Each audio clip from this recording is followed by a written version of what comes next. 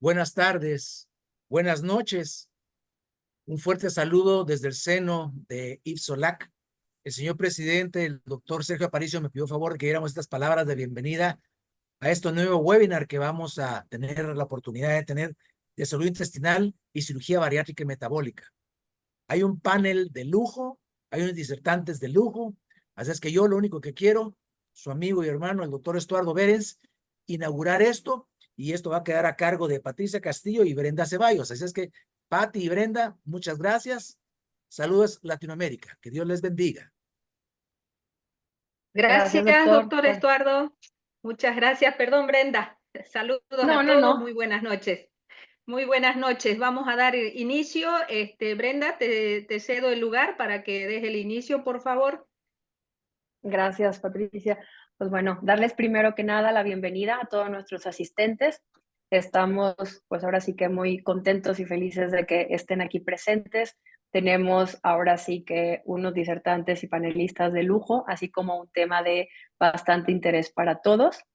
Así que quiero agradecerles a nuestros disertantes, la licenciada Giselle Muñoz, la doctora Isabel Lagos y el doctor Federico Cuenca, así como a nuestros panelistas, el doctor Caetano Marchesini, la doctora María del Pilar Quevedo, la doctora Judith Preis y la licenciada Claudia Angarita, así como al doctor Luis Vicente Berti.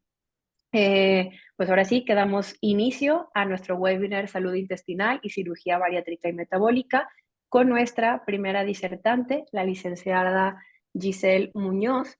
Ella es nutricionista, especialista en obesidad y cirugía bariátrica, miembro de la Sociedad de Gastroenterología de Chile, miembro y delegada del Grupo de Nutricionistas Bariátricas de Chile, NuvaMed, y miembro del Subcomité de Nutrición IBSOLAC.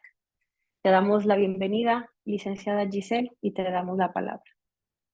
Muchas gracias, Brenda, y gracias a todos por estar ahí. Bueno, es un tema que la verdad a mí me apasiona, me encanta. Creo que la cirugía bariátrica, los pacientes que viven con obesidad y unir todo esto con el intestino, creo que es fundamental que todos sepamos. Y espero que les guste mi charla, así que voy a empezar a compartir la pantalla. El día de hoy les voy a hablar sobre ¿sigo post cirugía bariátrica si es un síndrome de moda o no? Así que vamos a hablar de hartos temas que encontré en la literatura, porque efectivamente hay algunos estudios que son bien interesantes que les quiero comentar, y que después con la doctora Isabel Lagos y el doctor vamos a poder complementar también. El SIBO en la actualidad es un estado que hemos visto en hartos pacientes, y yo personalmente, que veo muchos pacientes con cirugía bariátrica, después de un tiempo me ha tocado mucho ver el tratamiento con SIBO. Y desde el punto de vista de alimentación es algo donde nosotros los nutricionistas tenemos que hacernos cargo. Entonces, bueno, a forma de introducción tenemos que saber que la microbiota en el fondo está contemplada por muchas bacterias en todo nuestro cuerpo. Estamos hechos de muchas bacterias y sobre todo nuestro sistema digestivo, ¿cierto? El 90% aproximadamente de nuestra microbiota está compuesta por bacteroidetes y firmicutes, y que este tipo de bacterias puede ser diferente, sobre todo en la obesidad y también por cirugía bariátrica.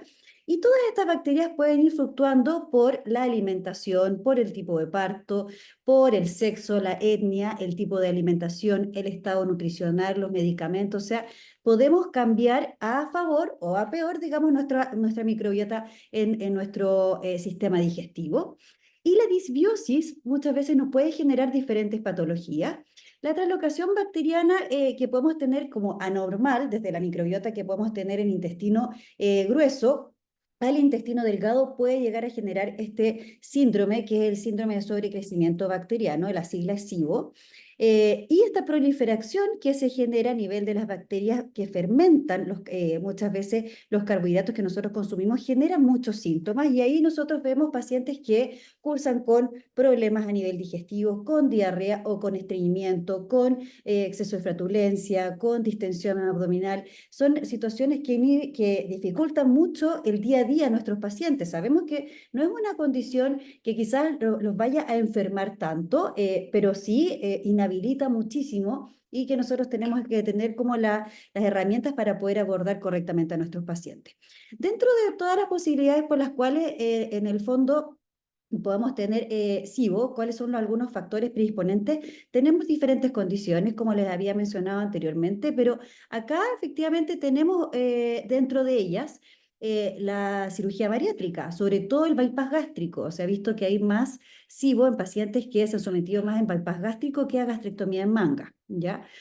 Y bueno, si hablamos desde la microbiota, vinculándola con la obesidad y la cirugía bariátrica, sabemos que la cirugía bariátrica puede cambiar la microbiota, modificando la anatomía del sistema digestivo, cambiando el tránsito del tracto digestivo y modificando la secreción de jugos gástricos, pancreáticos y bilis y también el pH. Sobre todo se ha visto en varios estudios que los procedimientos mal absortivos pueden llegar a asociarse con cambios de la microbiota. Como ven ustedes acá al lado derecho de la pantalla, tenemos que dentro de la obesidad hay una mayor población de firmicutes y menor diversidad de las bacterias que podemos tener a nivel de la microbiota. Y cuando después de la cirugía bariátrica hay un cambio bastante importante a nivel de las bacterias que podemos tener. Hay aumento de los firmicutes, hay más variación de esta diversidad, quiero decir, de microbiota, y esto puede estar relacionado con la pérdida de peso, menos resistencia a la insulina, control glicémico, menos inflamación de bajo grado. Así que el hecho de, en el fondo, fomentar a nuestros pacientes que viven con obesidad, que posteriormente se someten a una cirugía bariátrica, puede ayudarlos mucho a mantener, digamos, esta microbiota saludable, les puede mantener un correcto evolución en su peso a largo plazo. Y bueno, el SIBO se ha estudiado desde el punto de vista también de qué tipo de bacterias podemos tener cuando hay SIBO positivo o cuando no existe el SIBO. Y la verdad que no es que hayan más bacterias, hay más bacterias, pero son hay menos variación de estos tipos de bacterias. Y cuando no hay SIBO, tenemos una diversidad más grande, pero no de estas bacterias que en el fondo nos pueden generar más síntomas y más problemas. Este tipo de diagnóstico se realiza a través de test de aire expirado que se usan mucho en todo el mundo, donde específicamente se le da una concentración de lactulosa o de glucosa a los pacientes, que después lo podemos conversar también con la doctora Lago, porque yo tenía la duda, por ejemplo, de que cuánto dumping le puede dar a nuestros pacientes después de una cirugía bariátrica, como un bypass gástrico, cuando les damos esta concentración de lactulosa, ¿cierto? Que muchas veces uno lo relaciona directamente con el dumping, pero la verdad que la concentración de lactulosa es tan pequeña que se le da a los pacientes para hacerse estos test de aire expirados que la verdad que no han generado mayor problema desde el punto de vista de síntomas de dumping. Y sí hay algunos estudios que hablan que el hecho de que quizás efectivamente, como es bajo en especificidad y sensibilidad este tipo de diagnóstico, quizás el uso de algún medicamento de igual manera, porque si atribuimos a todos los síntomas que puedan tener los pacientes con SIBO, quizás tiene como todas las características de todos los síntomas para poder hacer el diagnóstico, quizás se puede utilizar algún medicamento independiente de hacer este tipo de exámenes. Ya de ahí lo podemos discutir al final con la doctora, porque me parece que es un tema súper importante vincularlo directamente a los síntomas que pueden haber en bypass gástrico. Pero si tenemos el diagnóstico, lo ideal es posteriormente hacer, ¿cierto?, el tratamiento con medicamentos y con la dieta baja en FODMAPs, que más adelante se las voy a comentar. Pero ¿qué encontré más vinculado a cirugía bariátrica con el SIBO? Este estudio habla de cuánto es la prevalencia de SIBO en pacientes después de bypass gástrico. Se realizó una revisión sistemática y metaanálisis de diferentes páginas y revistas que tenemos bastante evidencia, con más de 800 pacientes que incluyeron alrededor de 15 estudios. Y efectivamente en estos estudios se encontró que había una prevalencia de SIBO de casi un 30% de pacientes que pueden tener estos síntomas después de la cirugía bariátrica pensando en bypass gástrico. Otro estudio que también encontré, que también evaluaba la prevalencia de SIBO en pacientes con obesidad y después de la cirugía bariátrica, más de 370 pacientes estudiados, se encontró que alrededor del 15% de pacientes antes de someterse a la cirugía tenían SIBO y después de la cirugía bariátrica tenían hasta un 40% de pacientes tenían síntomas de SIBO también, por lo cual es bastante importante, también es una prevalencia muy, muy importante en este grupo de pacientes. Y también un grupo grupo de estudios que me parece muy interesante es ver el uso de probióticos en este tipo de pacientes, porque cuando hay tantos síntomas digestivos, los pacientes por lo general empiezan a abusar de estos probióticos que en verdad están bastante de moda. Yo creo que muchos van a creer lo mismo que yo quizás, pero que se están abusando de repente de este tipo de probióticos y la gente llega y consume sin consultar a médico. Yo creo que siempre se debería consultar a un gastroenterólogo en cada caso. Y la idea de este estudio fue evaluar el uso de estos probióticos después de un año de bypass gástrico en pacientes específicamente que tenían síntomas digestivos. Se seleccionaron alrededor de 47 pacientes y que se encontró que no hubo una mejora en cuanto a los síntomas, pensando en revertir estos síntomas de SIBO con el uso de probióticos. Así que en este caso, al parecer, no vendría siendo tan beneficioso el uso de probióticos en este grupo de pacientes porque no estaban siendo tratados con medicamentos. Desde el punto de vista de la dietoterapia, que es lo que más me incluye a mí, por lo general se hace estos planes de alimentación bajo en FoodMaps, que para algunos casos, para mi gusto, se está como vendiendo un poco en todas las redes sociales que podemos tener, más de lo que corresponde, y hay que seleccionar muy bien porque efectivamente es un tipo de alimentación muy restrictiva para algunos pacientes, siendo de que en un paciente con cirugía bariátrica ya tenemos que hacer algunas restricciones de volúmenes, de calidad de alimentación, además de hacer otras restricciones a nivel cognitivo, a nivel psicológico es bastante complejo. Por lo tanto, es algo que se trabaja mucho con equipo médico y ojalá con gastroenterólogo. Se utilizan fármacos, por supuesto, y en algunos casos otras técnicas para poder aliviar estos síntomas. Y no se trata de hacer un enfoque tan restrictivo. Cuando nosotros hacemos estas dietas bajas en FoodMap, tratamos de basar en el fondo una alimentación saludable, pero que ojalá que lo hagan al 80%, 90% de la perfección que podría ser un plan de alimentación de este tipo. No necesitamos que nuestro paciente lo haga perfecto. Ojalá que en el fondo lo haga al 80%, yo les explico a los pacientes. ¿Qué es FoodMap? FoodMap, para las personas que no saben, es una sigla. Esto se creó en la Universidad de Monash hace varios años atrás, que habla de fermentable, que estos alimentos llegan al intestino y generan bastante gas. O sea, si nuestro paciente además tiene muchas bacterias a nivel de intestino, van a generar más gas y más síntomas. Oligosacarios, que son carbohidratos de cadena más largas, disacarios, cadenas un poco más pequeñas, y monosacarios.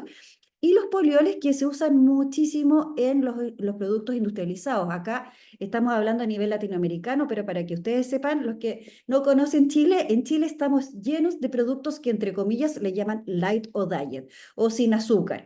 Entonces nuestros pacientes son súper consumidores, sobre todo después de un bypass gástrico, de consumir galletas sin azúcar, flanes sin azúcar, postres sin azúcar, donde hay alimentos, ahí tienen un endulzante que vienen maltitol, xilitol, sorbitol, etcétera. Son cantidades muy, muy grandes que les pone la industria para que estos alimentos sean, entre comillas, sabrosos, pero sin azúcar.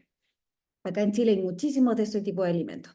¿Qué es lo que nosotros le explicamos a nuestros pacientes cuando tenemos el diagnóstico de SIBO? Que debería ser siempre un diagnóstico realizado por un gastroenterólogo, un especialista, un médico especialista. Esto no debería ser un diagnóstico realizado por nutricionista u otro. Para mi gusto siempre debería ser un gastroenterólogo quien diagnostica esta situación y lo deriva a un nutricionista que está especializado en esta área, y realizamos este tipo de planes de alimentación. Y alrededor de unas 6 u 8 semanas uno empieza a reincorporar alimentos. No se trata de hacer estas restricciones alimentarias de una forma tan larga en el tiempo. Entonces, esto es muy importante que todos sepamos que estos FoodMaps en el fondo acarrean una cierta cantidad de gas, ¿cierto? Que se maneja en el intestino y genera muchos síntomas, dolor abdominal y estos cambios a nivel digestivo que nuestros pacientes se quejan tanto, ¿cierto? Acá tenemos más que nada los efectos que tenemos a nivel gastrointestinal que pueden tener los diferentes, estos grupos de alimentos, los monosacarios, disacarios, oligosacarios, que les estaba comentando: aumento del contenido de agua por osmolaridad, aumentos de gas, aumento de agua también intestinal por efecto osmótico. O sea, son efectos que muchas veces vienen del intestino del colon hacia el intestino delgado, generando todos estos síntomas. La dieta baja en FoodMap se aconseja realizar entre 4 a 6 semanas. Nos quedan 3 minutos. Ok, hasta 8 semanas como máximo. Posteriormente vamos tolerando algunos alimentos. Me voy a ir apurando acá. Se utiliza la fase 1, fase 2 de reintroducción y la dietoterapia a largo plazo, que es dependiendo de la tolerancia de cada paciente. Esto más que nada como cultura general. Los fructanos principalmente son moléculas de cadenas más largas que lo encontramos en muchos productos industrializados que uno trata de evitar. Los polioles son estos endulzantes que les contaba yo, que nuestros pacientes con SIBO y además tienen cirugía bariátrica consumen en cantidades muy grandes, por eso la educación alimentaria es muy importante. Acá también trabajamos con ciertas cantidades de frutas, o sea, con cantidades de fructosa que puede ir modificándose en el tiempo, perdón, de acuerdo a las concentraciones de fructosa y glucosa que pueden tener algunas frutas y verduras, para que en el fondo podamos tener una mejor tolerancia. O sea, por ejemplo, el plátano más maduro tiene una menor tolerancia, es más alto en FoodMaps que un plátano más verde, por ejemplo. Ahí se va haciendo harta educación alimentaria. ¿Ya? Y desde el punto de vista de productos muchas veces light o sin azúcar, que tenemos, por ejemplo, en Chile, por ejemplo, las barritas de proteína son muy utilizadas acá en nuestro país, donde tenemos, por ejemplo, esta etiqueta nutricional es bien clásica. Tenemos maltitol como segundo ingrediente. Acá en Chile, el primer ingrediente es lo que más contiene un alimento, el último es lo que menos contiene. Tenemos segundo ingrediente maltitol. Y hay pacientes que tienen cirugía bariátrica después de un tiempo, consumen 2 barras de estas de proteína, además de cereales sin azúcar que también tienen los polioles, y por lo tanto van a tener más síntomas en este caso, si no están correctamente diagnosticados. Y la reintroducción posteriormente se va realizando de una forma calmada, secuencial, semanalmente, con un registro alimentario, y que ojalá hagan un periodo de receso entre ingestas, entre pruebas, para que así vayamos viendo realmente lo que va tolerando nuestro paciente. Palabras finales, me traté de acelerar lo más que pude, pero ojalá que haya quedado alguna información. El SIBO sí, efectivamente hay más pacientes con SIBO, sobre todo en procedimientos mal absortivos, pensando en bypass gástrico. Deberíamos tener un diagnóstico y un tratamiento realizado por un gastroenterólogo y posteriormente ver a un nutricionista que sea especializado en dietas bajas en FoodMaps. Educar a nuestros pacientes sobre alimentación natural. Si nuestros pacientes se basa su alimentación en una dieta más natural, no deberían tener tantos síntomas, y siempre derivar a gastroenterólogo para poder hacer exámenes cuando lo requiera. Así que les dejo acá mi correo electrónico para lo que necesiten. Yo puedo encantada compartir la presentación porque sé que es un poco rápido, pero creo que cumplí bien en el tiempo. Así que eso.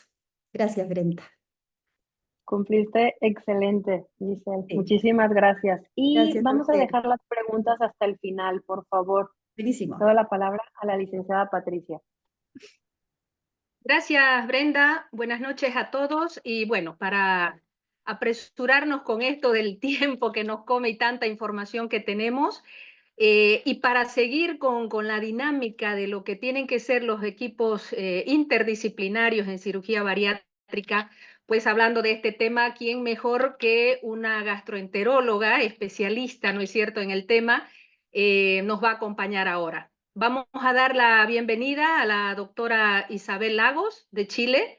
Ella es gastroenteróloga del Hospital Clínico de la Universidad de Chile y también gastroenteróloga, de Clínica Las Condes de Santiago de Chile.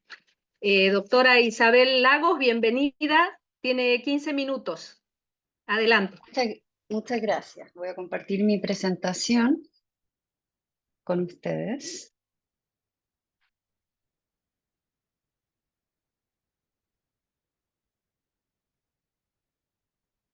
Ya. Pueden ver la presentación, ¿cierto? Se ve, está bien. Perfecto. Bueno, entonces yo les voy a hablar sobre banderas rojas en patologías intestinales posterior a la cirugía bariátrica. Como el tiempo es acotado, nos vamos a abocar principalmente a reconocer cuáles son los síntomas de alarma y tener sospecha de cuáles son las diferentes complicaciones que podemos presentar posterior a la cirugía bariátrica, no tanto en el manejo, sino que enfocándonos en estas banderas rojas que nos van a encender la alarma de buscar y las complicaciones que pueden ocurrir frecuentemente después de, o sea, después de esta cirugía. ¿Ya? Entonces, las complicaciones de la cirugía bariátrica son poco frecuentes si comparamos la tasa de complicación del bypass gástrico laparoscópico posterior a una o sea, es muy similar a lo que uno puede observar en cirugías como colecistectomía o apendicectomía. Habitualmente se describe como un 3,4%, y si uno mira otro tipo de cirugía, incluso como la manga gástrica, esta tiene menores tasas de complicación. Ahora, cuando miramos la mortalidad relacionada a la cirugía bariátrica, este porcentaje es muy bajo, y si miramos series contemporáneas, este porcentaje es de un 0,08%, ¿ya? Sin embargo, es muy importante conocer las complicaciones que pueden ocurrir después de esta cirugía, ya que su detección precoz nos mejora el pronóstico, y la falta de reconocimiento nos lleva a un aumento de la morbilidad y la mortalidad. Aquí podemos ver una serie chilena que se publicó en la Universidad Católica, que muestra las complicaciones específicas según el procedimiento. Entonces, en la primera columna, por ejemplo, tenemos las de bypass gástrico abierto, después laparoscópico, y posteriormente tenemos la banda gástrica ajustable laparoscópica y la gastrectomía en manga laparoscópica. Como podemos ver, los porcentajes de complicación son bajos y van a variar según el tipo de cirugía realizada.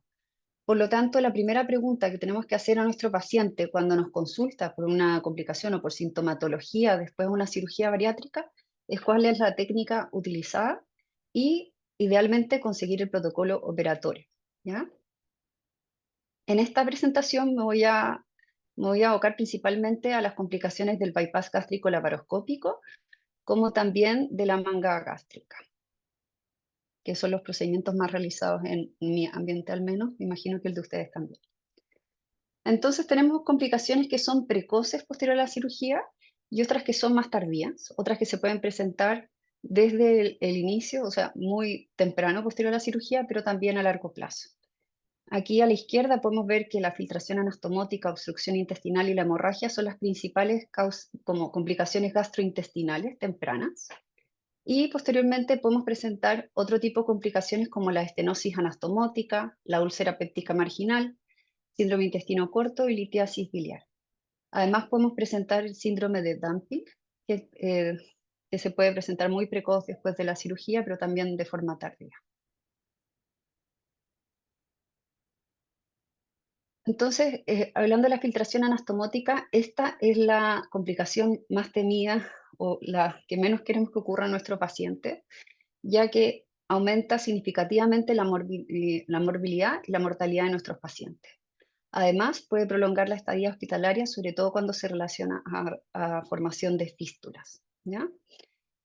La presentación de esta complicación habitualmente ocurre en los primeros 7 días y la mediana de presentación es al tercer día. Es más frecuente que ocurra en la manga gástrica más que en el bypass gástrico, porque el bypass gástrico es un sistema de baja presión, en cambio la manga gástrica tiene el esfínter esofágico superior y el píloro, lo que hace que este sistema sea de mayor presión y haya más riesgo de filtración. Los síntomas principalmente que nos deben hacer sospechar esta patología, esta complicación, son la taquicardia persistente, sobre todo cuando es más de 120 latidos por minuto, y también se puede asociar a otros síntomas como disnea, fiebre, dolor abdominal. Si lo pensamos en un paciente que está operado recientemente, estos síntomas perfectamente, los 3 primeros podrían ser correspondientes a un síndrome coronario agudo o un tromboembolismo pulmonar, que también son otras de las complicaciones no digestivas de la cirugía bariátrica. Entonces, el examen que vamos a solicitar a estos pacientes es un escáner de abdomen con contraste oral. Sin embargo, podemos agregar un angiotac para descartar también el tromboembolismo pulmonar. Hay que considerar que la sensibilidad del escáner no es tan elevada, ¿ya? Podemos tener una sensibilidad entre un 60-80%, es decir, un 40% de los pacientes pueden tener un examen que aparezca como normal. Por lo tanto, la alta sospecha tiene que hacernos pensar en esta complicación, sobre todo cuando tenemos estos síntomas de alarma. La evidencia de absceso, flegmón o colección debe ser considerada como una filtración anastomótica si no hay otra causa alternativa. Y cuando tenemos síntomas de alarma, no tenemos una causa clara o el paciente está con hemodinamia inestable o persiste mal del punto de vista clínico, tenemos que llevar a una exploración quirúrgica, a pesar de que no haya comprobación de tal.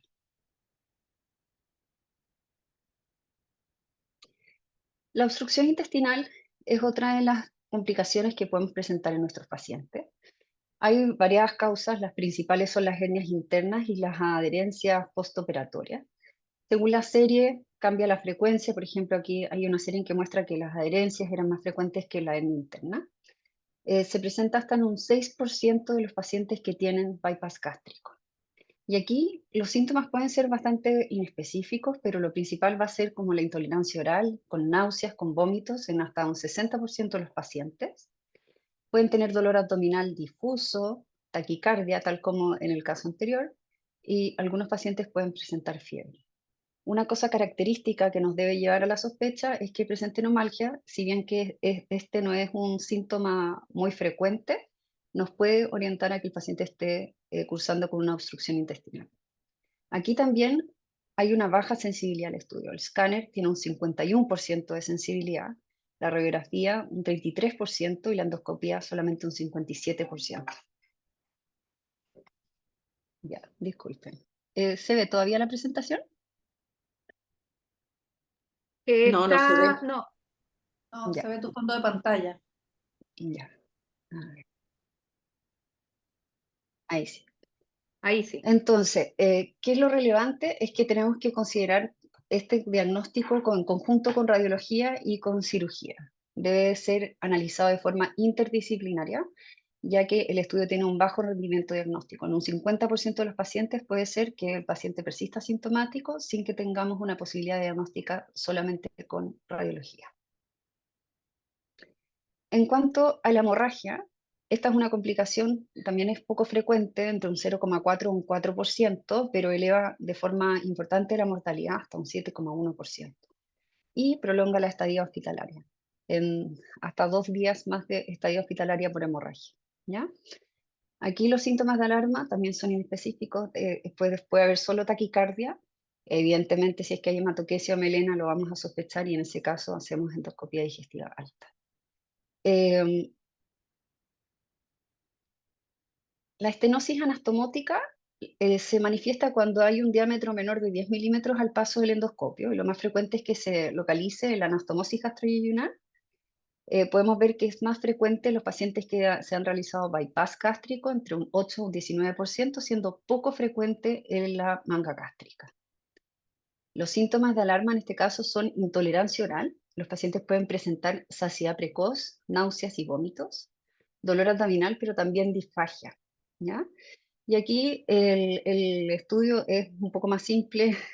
En este caso el diagnóstico es endoscópico y hacemos dilataciones endoscópicas, que en algunos casos puede llegar a repetirse hasta 3 veces. Ya, hoy me tocó ver, les voy a comentar, me tocó ver una paciente justamente que se había realizado un bypass gástrico hace 4 años y que muy precoz posterior a la cirugía presentaba dolor abdominal e intolerancia oral precoz posterior a la ingesta. ¿Ya?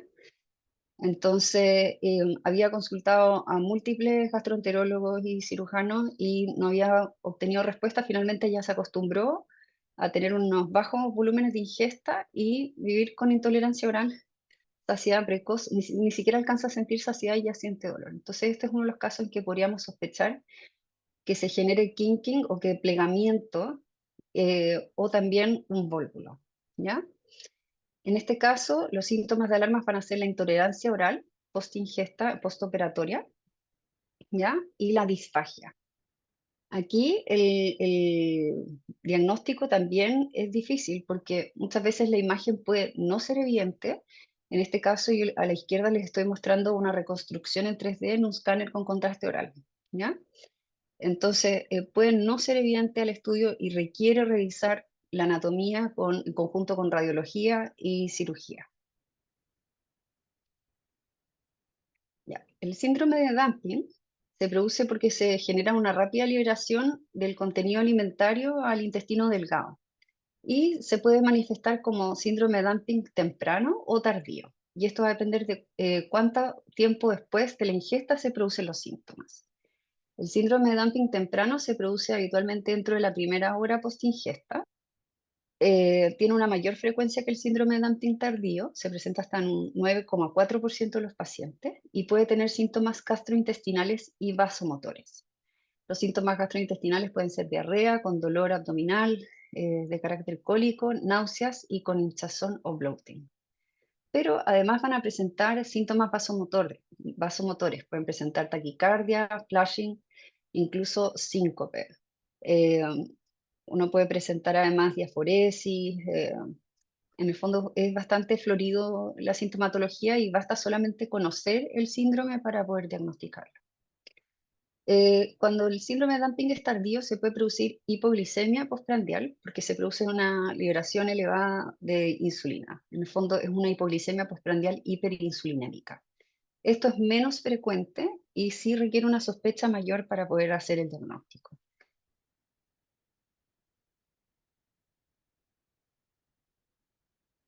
Ya. La enfermedad biliar postbypass, en el fondo, cuando tenemos un paciente que tuvo una cirugía bariátrica y empieza con dolor en el cuadrante superior derecho, una de las cosas que podemos sospechar es que el paciente desarrolle enfermedad biliar. En esta población, los pacientes bariátricos tenemos mayor incidencia que en la población general y se presentan un 4,7% de los pacientes que han tenido bypass gástrico y en un menor porcentaje los pacientes que han sido sometidos a manga gástrica. Esto se podría Nos producir quedan porque hay 3 minutos, perdón. Muy bien, Perdón. alteraciones de la circulación enteropática, cambios hormonales asociados a la baja de peso, pero también eventualmente podría ser por aumento de la éstasis biliar. En este caso podemos tener dolor en el cuadrante superior derecho que no sea postprandial, a diferencia de lo anterior, y también pueden tener ictericia.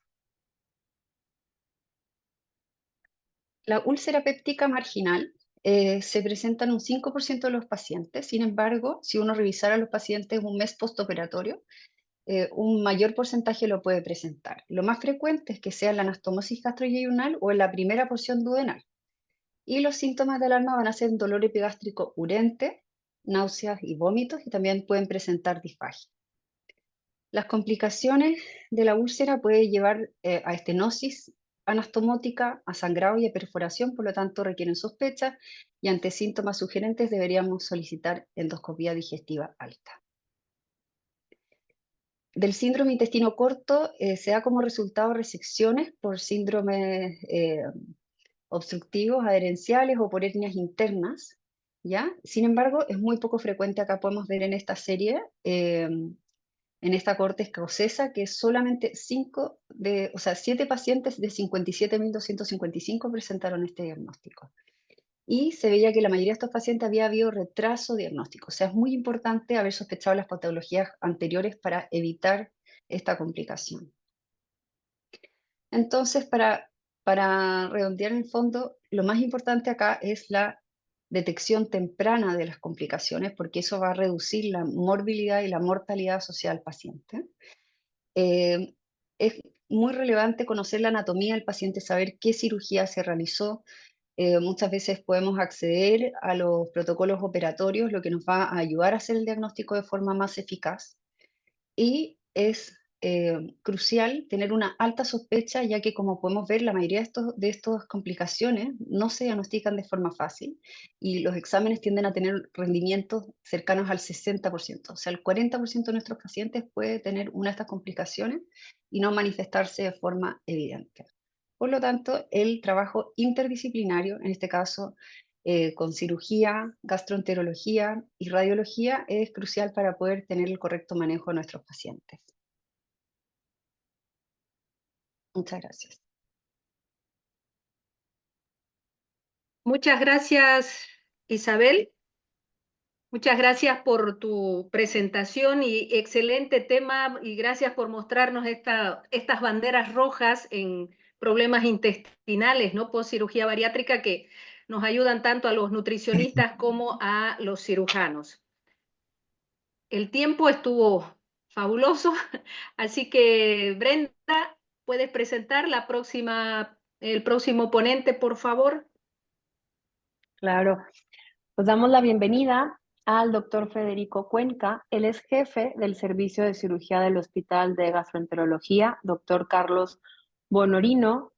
Udaondo es profesor de la Cátedra de Cirugía de la Universidad de El Salvador, es miembro del Comité Científico de IPSOLAC y de la Academia Argentina de Cirugía, es fellow del Colegio Brasileño de Cirugía Digestiva, director de Clinic Integral y cirujano bariátrico del Sanatorio Otamendi.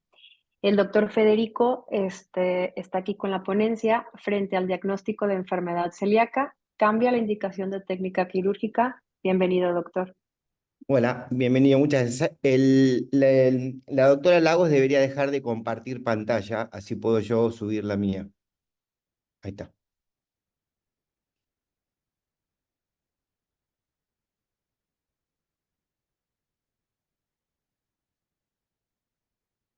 Bueno, muchas gracias a Ipsolac y al doctor Aparicio por la invitación, al coordinador del Comité de Ciencias Afines, el doctor Berens, y a la coordinadora del subcomité de nutrición, la doctora Fantelli, por la invitación.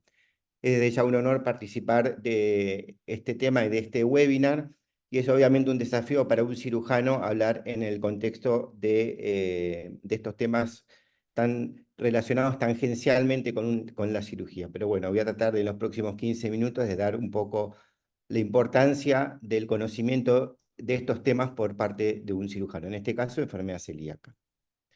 Como dice la página de Ipsolac, la visión de Ipsos es optimizar el control de las enfermedades crónicas basadas en la adiposidad. Y quiero que guarden este concepto porque lo vamos a recalcar al final. Tenemos dos universos que se unen en mi charla. Uno es el de la obesidad, que la mayoría de ustedes, o casi todos ustedes están habituados, porque hacen cirugía bariátrica, pero hay otro universo que por ahí algunos, no todos ustedes están familiarizados, que es el de la enfermedad celíaca. Sabemos que en el mundo la incidencia de enfermedad celíaca es del 1%. Y es estimable o es posible que en la enfermedad, en los pacientes que ingresan a un programa de cirugía bariátrica sea similar. Hay distintos tipos de presentación de la enfermedad celíaca. En la tipo A, que es la más frecuente, hay un compromiso del duodeno con una enteropatía en parche en el resto del tubo del intestino delgado.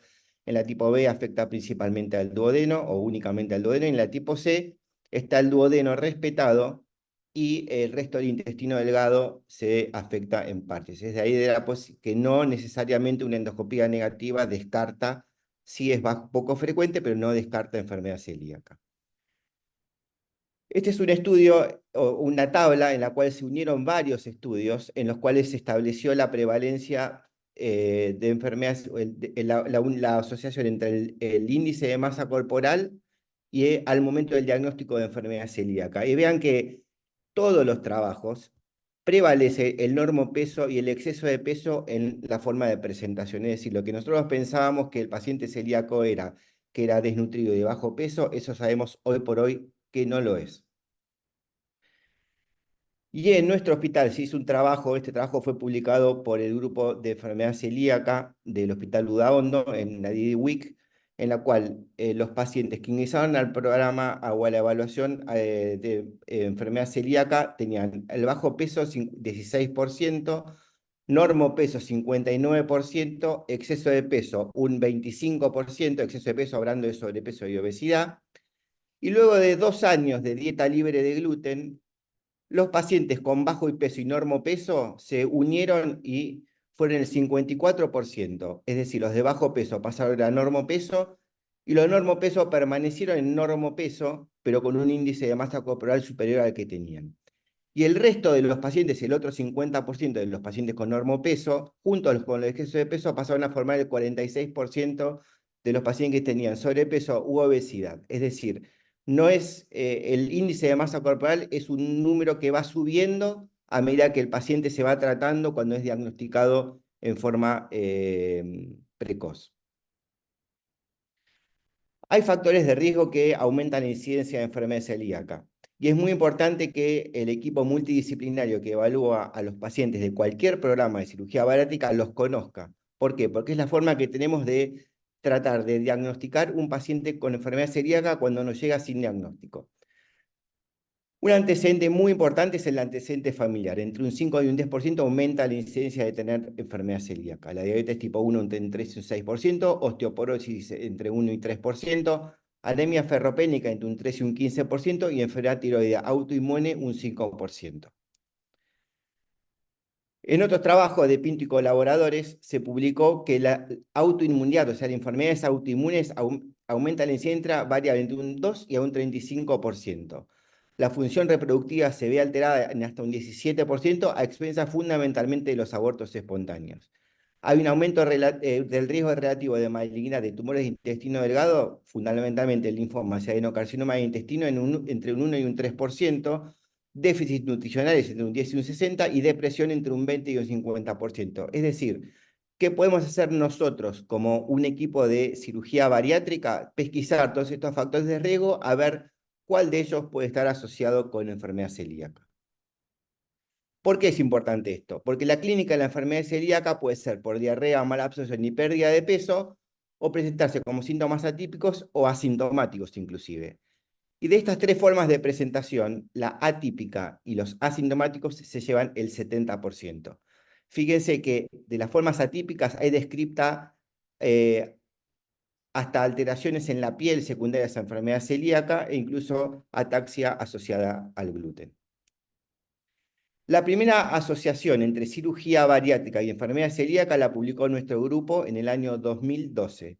Junto con el doctor Julio Bay y Nachman, juntamos la experiencia de 400 pacientes dentro del programa nuestro de cirugía bariátrica y detectamos 5 pacientes con enfermedad celíaca, más o menos estableciendo una incidencia similar a la de la población general, que es del 1%. Otros trabajos compararon los pacientes operados de cirugía bariátrica celíacos o comparados, o lo machearon con los no celíacos, y encontraron que los pacientes celíacos, cuando eran operados de un bypass gástrico, tenían un número significativamente aumentado de deposiciones aceitosas y malolientes, tenían mayor déficit de vitaminas y minerales, y tenían dolor abdominal los no adherentes a la dieta libre de gluten en un 60%. Y sabemos que los pacientes con una dieta libre de gluten, con dolor abdominal o síntomas deben ser, obviamente, endoscopiados y seguidos para ver cómo evoluciona la enfermedad. Es de ahí que es muy importante este dato para las próximas diapositivas, que es cómo seleccionar la técnica quirúrgica. Otro trabajo de Sharma y colaboradores también evaluaron el impacto de la enfermedad celíaca en pacientes operados de cirugía bariátrica y encontraron que había mayor déficit de vitamina D y de estenosis de las anastomosis. Entonces, la pregunta es, ¿qué técnica hacemos? Porque todos estos trabajos eran sobre bypass gástrico. Conceptualmente, debemos elegir una técnica que tenga acceso endoscópico al duodeno y que mantenga la continuidad del intestino delgado. Obviamente, una enfermedad que es una enteropatía asociada al gluten con un componente genético debe tener el intestino con la mayor, tratar de ser respetado en lo máximo posible, y como sabemos que la gran mayoría de las enfermedades celíacas tienen afectado el duodeno tiene que estar accesible para ser endoscopiado. ¿Qué opciones disponibles tenemos acá? No, con esta diapositiva no quiero, o sea, no es mi objetivo establecer cuál es mejor o peor técnica para tratar la obesidad, sino simplemente enumerar o mostrar algunas de aquellas técnicas en las cuales estos conceptos de integridad del intestino delgado en cuanto a continuidad y accesibilidad endoscópica al duodeno se respetan. Tenemos por un lado la manga gástrica ajustable, quizás entrando en desuso en la mayoría de los programas de cirugía bariátrica, pero bueno, no podemos dejar de aceptar que es una técnica que se reconoce a nivel mundial y que es una técnica que respeta estos preceptos, el de la integridad del intestino delgado y el acceso endoscópico al duodeno. La gastrectomía en manga, hoy por hoy, es la técnica bariátrica más utilizada a nivel mundial y posee o conserva estos preceptos que son la integridad del intestino delgado y la accesibilidad endoscópica al duodeno. Creemos nosotros que quizás sea la técnica de elección. Para aquellos que tienen o manejan pacientes con un alto componente metabólico y quizás o dentro de su programa, dentro de su protocolo de trabajo, busquen cirugías más agresivas desde el punto de vista metabólico, la gastrectomía en manga con bipartición intestinal o la gastrectomía en manga con el bypass duodeno-ileal son técnicas que también preservan estos preceptos, en la cual hay accesibilidad endoscópica del duodeno y hay segmentos de intestino delgado que, si bien están modificados, están al menos incluidos dentro de posibles accesos para estudios posteriores. Sharma, que fue quien había hecho ese trabajo en la cual publicaron acerca de los pacientes operados de bariátrica con bypass gástrico tenían mayor déficit de vitamina D y estenosis de las anastomosis, dentro de la discusión de su trabajo, considera ya que es prudente realizar el screening en los pacientes durante la preoperatorio de evaluación de cirugía bariátrica, es decir, empieza a madurar el concepto de screening de de enfermedad celíaca en el contexto de un programa de cirugía bariátrica. Este es otro trabajo de De Angelis, en las cuales ellos tuvieron un paciente que fue operado y que desarrolló una muy mala evolución postoperatoria. Y dentro de la mala evolución postoperatoria, cuando fue estudiado, se le diagnosticó enfermedad celíaca. Tuvieron que revertir la cirugía y a partir de ese momento los autores, es un grupo italiano, establecieron que los pacientes que eran candidatos a cirugía bariátrica o a la colocación de un balón intragástrico debían recibir los test serológicos para la enfermedad celíaca, ya que poseen alta sensibilidad y especificidad y un bajo costo. Para screening y diagnóstico tenemos la serología, que se utiliza la IgA total, la IgA antitransglutaminasa y el DGPG, que es un estudio complementario cuando la IgA total es un dosaje bajo, que nos podría dar un falso negativo. Y el costo es un costo en Argentina hoy de $9, que es un costo que no tiene gran impacto en el sistema de salud, o sea que es costo efectivo. Para el diagnóstico, si esta serología es positiva o hay alta sospecha, se solicita la endoscopia. Y es importante destacar que cuando se solicita una endoscopia para enfermedad celíaca, se debe solicitar al menos 2 biopsias de bulbo y 4 biopsias de la segunda porción duodenal. Ese es el protocolo el cual hoy está mundialmente aceptado para estudiar la enfermedad celíaca, ya que la enfermedad celíaca se presenta en parches en el duodeno. Y con eso establecemos los criterios de March, que es la clasificación patológica que se utiliza para diagnosticar, y sepamos que el criterio se establece que el paciente tiene enfermedad celíaca cuando posee March 3 en cualquiera de sus versiones. Y cuando hay dudas diagnósticas, siempre está la posibilidad de realizar el test genético. El test genético se realiza en quienes tienen factores de riesgo con síntomas y serología negativa. De aquí que es muy importante lo que yo le dije en unas diapositivas al principio, de conocer estos factores de riesgo para la anamnesis cuando ingresa el paciente al programa. Este test es genético, si nos da positivo, nos da la posibilidad de que el paciente pueda desarrollar enfermedad celíaca en algún punto de su vida, pero si es negativo, estamos seguros de que ese paciente no va a ser celíaco. En resumen, ¿qué podemos decir? Primero, que la incidencia de enfermedad celíaca en el contexto de un programa de cirugía bariátrica no es despreciable. La incidencia se estima hoy por hoy que está cercana a la incidencia de la población habitual, que es cercana al 1%, y si consideramos con el volumen de cirugías bariátricas que se realizan en centros de alto volumen, seguramente estamos ante la presencia de algún paciente en nuestro programa en el momento. Es más, cuando doy yo esta charla, la gente del panel siempre está en su cabeza pensando, conozco un paciente que tuvo enfermedad celíaca y lo vi hace tanto tiempo, siempre. Seguramente todos lo conocen y están pensando eso en este momento. 2, conocer los factores de riesgo. Es muy importante conocer estos factores de riesgo porque puede despertarnos la alerta o la primer red flag para establecer el diagnóstico de enfermedad celíaca. Sepamos que puede haber potenciales complicaciones de la enfermedad celíaca, como son el linfoma, el adenocarcinoma y la yejunoileitis ulcerativa, e incluso aquellos pacientes con enfermedad celíaca que son operados de una cirugía del tubo digestivo. Está reportado por otro trabajo de Heidelberg y de Bay que desarrollan complicaciones gastrointestinales. Y cuarto, seleccionar la técnica. ¿Por qué? Porque consideramos que hoy, habiendo técnicas disponibles que permitan mantener la indemnidad del intestino delgado y permitir el acceso endoscópico al duodeno, sería una picardía que en estos pacientes no se realice alguna de esas técnicas. Y acá un poco cerrando y tratando de unir a la primera diapositiva, la misión de IPSO es optimizar el control de las enfermedades basadas en la adiposidad.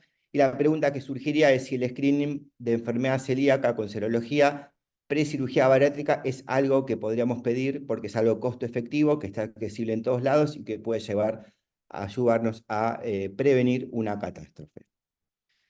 Me voy contento si ustedes se borran esta imagen, que es la que nos enseñaron cuando estudiábamos medicina, que un paciente con enfermedad celíaca era un paciente desnutrido, y les haya abierto la cabeza y se vayan de esta charla pensando que los pacientes con enfermedad celíaca pueden tener sobrepeso y obesidad. No puedo dejar de invitarlos al primer simposio latinoamericano de enfermedad celíaca que se va a llevar a cabo en Buenos Aires a fines de noviembre de este año, así que están todos invitados. Y también al 7º Consenso Mundial de Manga Gástrica que se realizará entre el 3 y el 4 de octubre en Montpellier, Francia. Muchas gracias. Muchas gracias, doctor Cuenca. Excelente plática y sin duda un tema de interés de todos. Bueno, gracias a los panelistas, Isabel, el doctor Cuenca, Federico y a Giselle, nuestra colega nutricionista. Quiero presentar ahora a los panelistas que nos van a acompañar con algún comentario, algún aporte o alguna pregunta para los ponentes. Está la doctora Pilar Quevedo, de Argentina. Está la doctora Judith Preis, de Chile. La licenciada Claudia Angarita, de Colombia. Y el doctor Caetano Marchesini, que nos va a colaborar. Lo teníamos al doctor Nathan Sundel, pero parece que tuvo algún inconveniente. El doctor Marchesini y también el doctor Luis Vicente Berti nos van a colaborar. Y por supuesto el doctor Estuardo si necesita o quiere hacer alguna consulta. Así que los dejo a los panelistas. Sí, yo puedo empezar a hacer una pregunta para Federico. Federico, yo soy endoscopista y yo sé que la preferencia por el duodeno y la permanencia del duodeno hay varios motivos.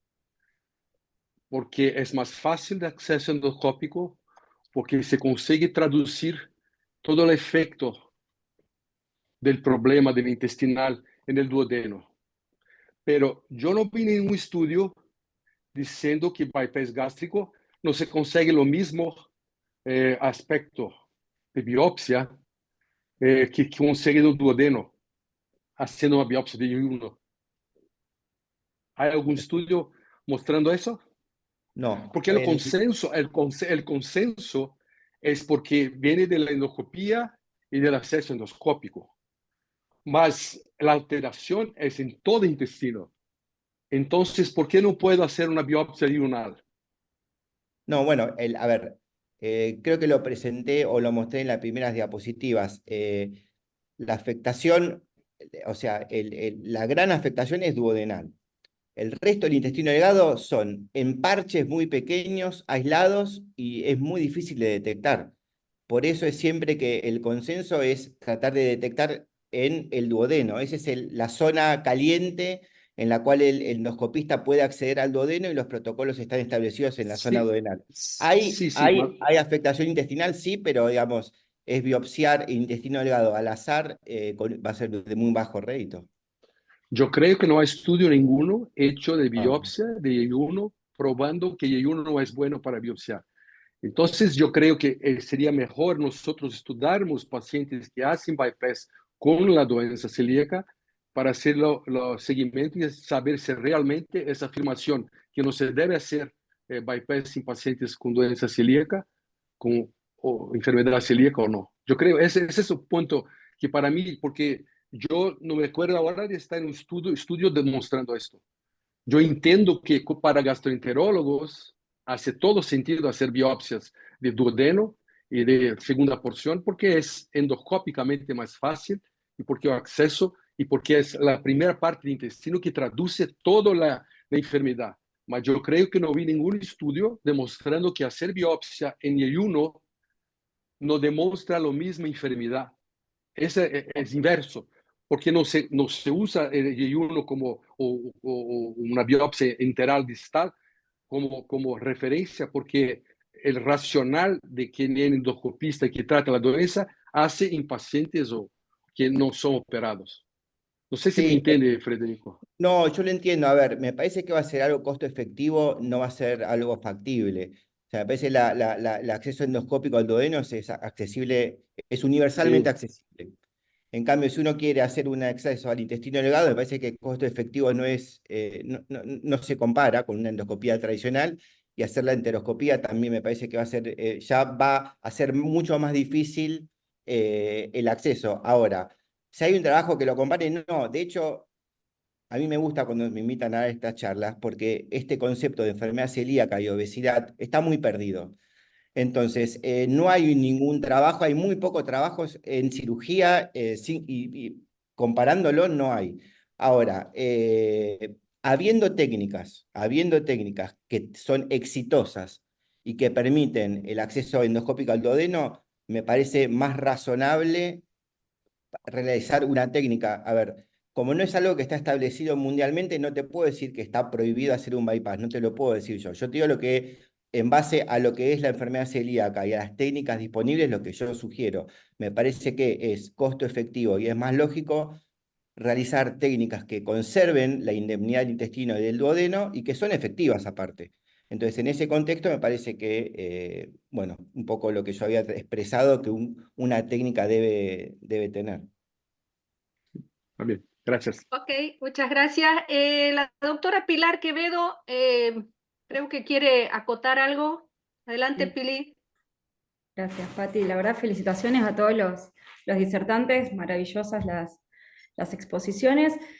Y también, quizás acá le invito a Gise, que habló de SIBO, pero a los gastroenterólogos, a los cirujanos, con una reflexión que he tenido en debate con otros gastroenterólogos, es la validez de un test de aire expirado en cirugías donde el tiempo de vaciado gástrico altera las curvas de lectura del metano y del hidrógeno en la lectura. Digo, estamos comparando, pasa lo mismo creo que en reflujo, estamos comparando la lectura tradicional de los picos patológicos en estómagos que vacían adecuadamente, y muchas veces los pacientes que tienen SIBO o clínicamente SIBO, más allá de que la lactulosa, como dijiste Giselle, no genera dumping, estamos hablando en pacientes que el vacío gástrico está absolutamente alterado, la dilución no es la correspondiente en lactulosa o en glucosa. Estamos leyendo curvas que no corresponden a esta población, digamos. Estamos comparando peras con manzanas, creo yo, tomando por patológicos un montón de pacientes que en definitiva no sabemos si es la curva esperable para un paciente gastrectomizado o con una intervención intestinal, y aún no hay publicaciones al respecto. Digo, esto es como una reflexión a veces que tanta clínica, tanto, no sé, bloating, meteorismo, distensión, diarrea, y estamos comparando con un estudio que lamentablemente no lo hemos validado para población bariátrica. Digo, ¿qué interpretación hacen de estos estudios tan patológicos? ¿Los tratan, no los tratan? Me parece que a veces uno llama en estos espacios al debate y escucho opciones y opiniones. Ay, gracias, Piri, por tu comentario. Es demasiado importante porque todos los estudios que habían eran tal cual, me generó ese mismo duda y quería pasarle la respuesta a la doctora Lagos, que es la especialista. Efectivamente, ese es un tema a discutir, por eso es muy relevante que cuando manden los pacientes a estudiar pongan los antecedentes quirúrgicos, ¿ya? Porque es muy distinto un paciente que tiene un bypass gástrico o una manga gástrica. Efectivamente, los tiempos de tránsito orocecal pueden ser más cortos, y en ese caso, bueno, yo informo test de aire expirado, entonces muchas veces considero más los criterios clásicos que los americanos, que consideran diferentes puntos de corte para considerar el tránsito orocecal y de cuánto tiempo considero que hay una elevación que es concordante a sobrecrecimiento y no al tránsito orocecal.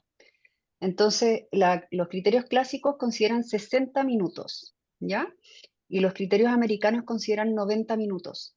Se sabe que entre estos 60 y 90 minutos tenemos más falsos positivos. Entonces, este es el tipo de población que yo tiendo a informar con criterios clásicos, y pongo que podría llegar a corresponder a sobrecrecimiento en cuanto a la clínica que presenta el paciente. Finalmente, lo que mencionaba Giselle durante su presentación es que el test de aire expirado es un examen que tiene sensibilidades y especificidades limitadas y que en realidad los síntomas son muy inespecíficos. Prácticamente cualquier paciente puede tener sospecha de sobrecrecimiento bacteriano. Entonces, una de las cosas que se discutió mucho en Washington en el Digestive Disease Week este año fue que falta también un criterio de respuesta, ¿ya?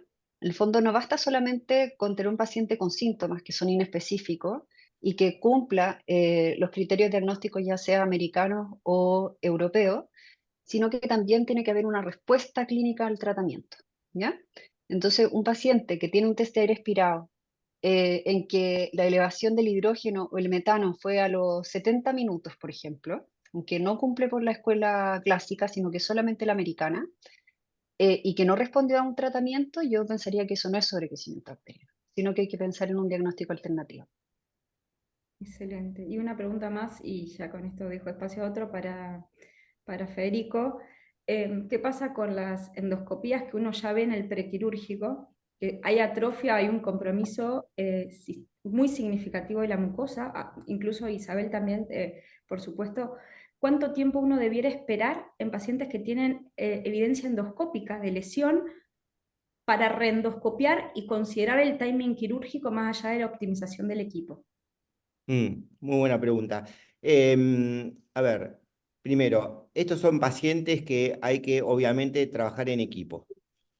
Acá hay que escucharse entre todos y saber que el cirujano no se tiene que apurar y que tenemos un paciente especial. La enfermedad celíaca da síntomas per se y eso tarda en revertir. Así que hay que poner el paciente en dieta libre de gluten y ver un poco cómo evoluciona. El paciente obeso de por sí es transgresor desde el punto de vista alimentario. Lo mismo, y con eso voy al concepto de que también transgreden en lo que es la dieta libre de gluten. Así que hay que seguirlos muy de cerca con la serología. Y en base a cómo va evolucionando la serología, uno va viendo un poco cuándo lo vuelve a endoscopiar. Si no tuviera que operarlo de enfermedad celíaca, el paciente no se endoscopia hasta que no tiene serología negativa. Pero uno va a tener que ir siguiendo la curva de serología para ver cómo va respondiendo la dieta libre de gluten, para ver cuál es el momento óptimo para operar al paciente. Si es un paciente que tiene diagnóstico y tiene atrofia vellositaria y tiene diagnóstico con un MARCH 3 en la endoscopía preoperatoria, ese paciente no va a tardar entre 9 meses y un año para poder estar accesible para una cirugía. Así que hay que saber que estos pacientes son especiales, que llevan tiempo, que hay que tomarse su tiempo, son patologías benignas pero que son crónicas y no podemos apurarnos en indicar la cirugía. Sí hay que estabilizar al paciente con dieta libre de gluten, seguirlo con serología y antes de operarlo sí o sí le solicitaría una endoscopía y hasta que no tenga la serología resuelta y las vellosidades resueltas no lo operaría. Y eso siempre lleva casi un año. Gracias. Perfecto. Claudia, ¿algún comentario desde el punto de vista nutricional, alguna experiencia? Gracias, Patricia. Bueno, felicitaciones a todos. Yo tengo dos preguntas. La primera la tengo para el doctor Cuenca. Yo no sé, en Latinoamérica, en Colombia por lo menos, está de moda las dietas libres de gluten porque sí, y porque la mayoría de la población es intolerante al gluten sin tener la enfermedad celíaca. ¿Qué podríamos hacer nosotros desde nuestra consulta para uno identificar bien esos pacientes que vienen desde hace tiempo sin comer gluten, pero que no ha sido diagnosticado realmente, sino que simplemente porque tenía obesidad, porque tiene gases antes de la cirugía, etcétera, síntomas, le quitaron el gluten, pero no ha sido diagnosticado? Ese paciente después de la cirugía necesariamente tiene que seguir sin gluten y si yo le coloco el gluten puede desarrollar la enfermedad celíaca. ¿Cómo serían esos puntos que nosotros como nutricionistas deberíamos tener en cuenta para poder hacer o por lo menos dar una opinión al médico sobre esa enfermedad celíaca o esa intolerancia al gluten? Bueno, a ver, hoy mira, las casualidades de la vida. Hoy hablaba con la gente de mi hospital antes de empezar el webinar y hoy vi una paciente con las características que vos me dijiste. Es una paciente que tenía antecedentes de tiroiditis de Hashimoto, hija celíaca, serología negativa, médica encima, ingresando a un programa de cirugía bariátrica. Y me dice, yo me hice todos los test, pero fueron todos negativos. Bueno, esa paciente es que tiene indicación de test genético. ¿Por qué? Porque tiene síntomas. Tiene antecedente familiar que es muy pesado para como factor de riesgo y tiene la serología negativa. Con eso nos vamos a quedar tranquilos, si el paciente va a tener o no que tener dieta libre de gluten después de la cirugía. Si sabemos que el test es negativo, ya descartamos si el gluten no tiene nada que ver, o sea, la enfermedad celíaca no tiene nada que ver. Pero si es positivo, sabemos que ese paciente sí puede ya a tener la enfermedad. Así que yo me basaría un poco en no es un algoritmo el que diagramé, pero primero primer concepto, conocer los factores de riesgo, saber que el obeso con enfermedad celíaca existe, saber que podríamos a quién pedirle los test serológicos. Hoy por hoy no hay un consenso mundial para pedírselo a todos los pacientes que ingresan a un programa de cirugía bariátrica, pero sí se los podríamos pedir a aquellos pacientes que tienen factores de riesgo, que esos sí están determinados. Y aquellos pacientes en los cuales tienen serología positiva, obviamente cuando uno solicita la endoscopía, pedir la pesquisa para enfermedad celíaca, que no todo endoscopista está acostumbrado a hacer, que son 2 biopsias de bulbo y 4 biopsias de la segunda porción duodenal. Y ante la disparidad el interrogatorio surge ante la disparidad, o sea que si tengo serología positiva, biopsia biopsia positiva, serología negativa, y ahí pesa un poco el problema. La serología negativa y biopsia positiva buscaría otras causas de atrofia que existen, y al revés, con la serología negativa y síntomas, lo que haría tendría lugar el test genético. Gracias, doctor. Y la otra pregunta es, en los pacientes post cirugía bariátrica que comúnmente tienen síntomas gastrointestinales, diarrea, dolor, distensión, flatulencia, etcétera, y que digamos que el diagnóstico de SIBO pues no ha sido, digamos, establecido, normalmente se tiende a hacer la suplementación con los probióticos. La pregunta es, ¿en qué momento después de la cirugía bariátrica deberíamos empezar esa suplementación con los probióticos y qué tipo de probióticos deberíamos dar? No sé si esta pregunta la puede contestar Giselle o la puede pues responder la doctora Isabel.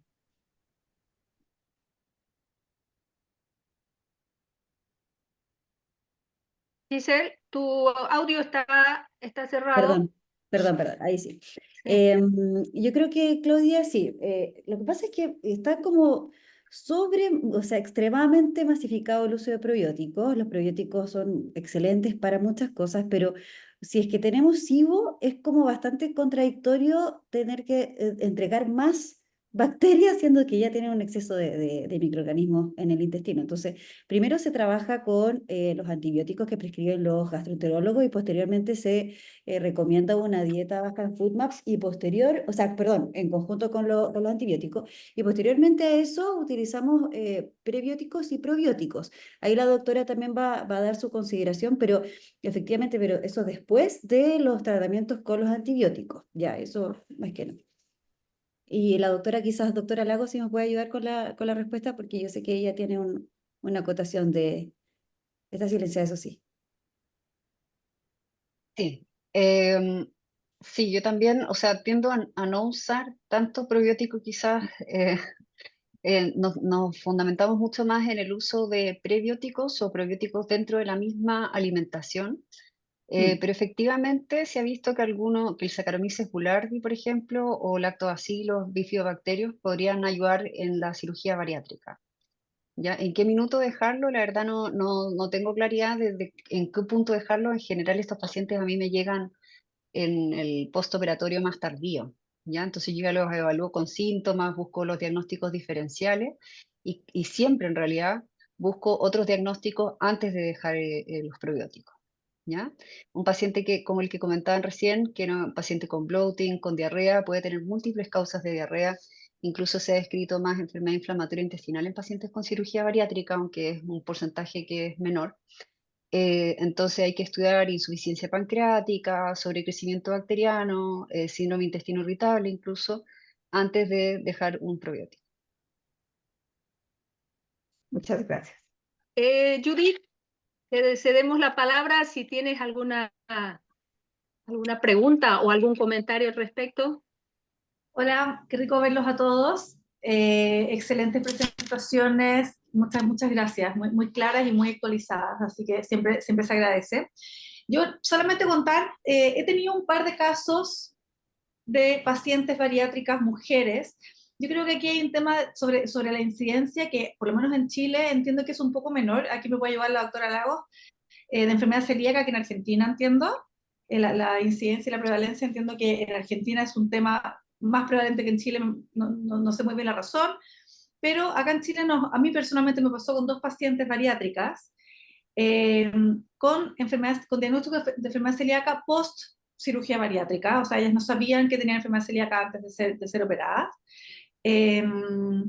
Y son pacientes que son de alto, digamos, complejidad de manejo, en el sentido de que son pacientes que tienen anemias que son más refractarias, anemias que no responden, bajas de peso, diarreas muchas veces, en el fondo síndromes malabsortivos que son mucho peores, y de hecho los diagnosticamos enfermedad celíaca porque justamente no respondían a los tratamientos más clásicos de suplementación o de manejo dietético. Entonces yo creo que es importante, y sobre todo, como decía el doctor, que existen casos de enfermedad celíaca en que no hay una correlación endoscópica, que tienen biopsias normales, ¿cierto? O que pueden tener parches a nivel más distal, y que cuesta, creo que hay que tener un alto nivel de sospecha en pacientes que no responden a suplementación habitual, que no responden a manejo terapéutico habitual, como un diagnóstico diferencial en pacientes que no tienen digamos, una respuesta clásica a los operatorios de cirugía bariátrica. Eso, y con respecto al screening preoperatorio, creo que sí es bien relevante. Yo creo que así como sabemos que la población latina tiene más frecuencia de colelitiasis, por ejemplo, y hacemos chequeo, creo que se mencionó 2 a 4% de colelitiasis postbariátrica. En realidad, nosotros acá en Chile tenemos una prevalencia entre el 25 y el 30% de colelitiasis durante los 2 primeros años post cirugía bariátrica. Entonces, creo que hay que tener esa como sospecha, y probablemente en la población latina deberíamos hacer screening de enfermedad celíaca por lo costo efectivo que es, y porque efectivamente creo que es importante para la toma de decisión con respecto a la técnica quirúrgica. Muchas gracias, Judith. Bueno, podríamos seguir con este tema tan interesante, de verdad, y que nos ha unido a todos, a todas las especialidades, qué sé yo, del equipo interdisciplinario, pero bueno, tenemos que irnos y dejar paso a otras actividades que puedan tener los colegas. Quiero, en nombre del subcomité de nutrición, agradecer al doctor Estuardo Berens, que siempre está en estos webinars. Agradecer a Laura, que es la coordinadora del subcomité, Laura Fantelli, que está tras bambalinas esta vez. Y bueno, a los colegas, los médicos, cirujanos que han estado presentes, gastroenterólogos, les damos las gracias por haber participado y compartir con nosotros. Brenda, ¿te despides? Muchas gracias. Pues nada, agradecer y nos vemos en el siguiente webinar. Por supuesto, muchas gracias. Esto ha sido un éxito rotundo. Yo creo que tenemos mucho que aprender unos de otros.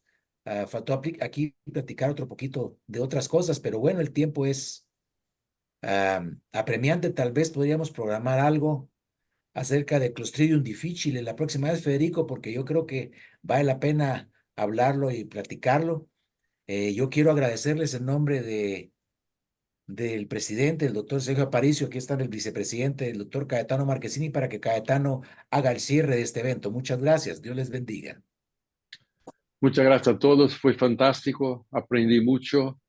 Y yo vi que yo tengo que estudiar mucho ahí. Entonces, gracias a todos. Buenas noches. Y tenemos que trabajar mucho con los cirujanos en conjunto con los nutricionistas, gastroenterólogos, para dar el mejor para nuestros pacientes. Gracias a todos. Bueno, muchas gracias. Gracias. Buenas noches. Noche, gracias. Bueno. Gracias. Gracias, Sebas. Gracias, Sebastián. Gracias por el apoyo. Gracias, Muchas gracias a ustedes. Buenas noches. Gracias, Chao. buenas Muchas noches. gracias. Adiós. Dios, Laurita.